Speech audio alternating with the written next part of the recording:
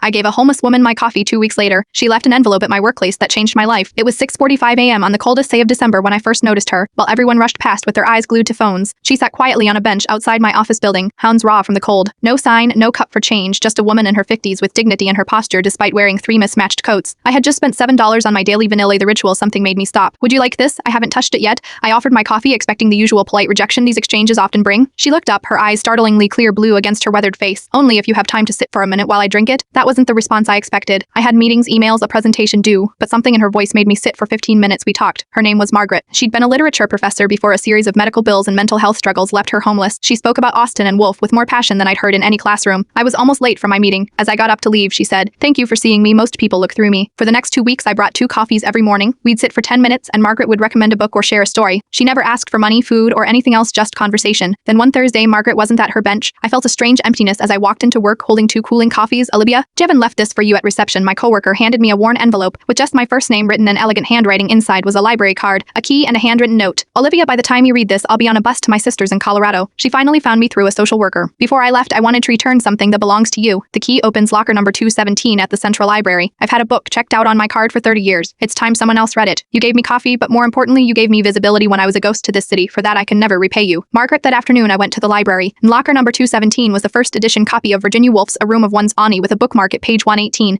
A single line was underlined, "For masterpieces are not single and solitary births. They are the outcome of many years of thinking in common." Tucked inside the book was another note and a key to a safe deposit box. The note simply read, "I was not always homeless. Before my troubles, I put away something for the person who would one day see me. The bank knows to expect you." The next day, I learned that Margaret had been more than a professor. She was Margaret L. Winters, the reclusive author whose royalties had been accumulating for decades while she disappeared from public life. She left me enough to pay off my student loans and start the community literacy program I'd always dreamed about. Sometimes the most valuable thing we can offer another person isn't money or solutions. It's simply acknowledging their existence. I gave a homeless woman coffee. She gave me a future.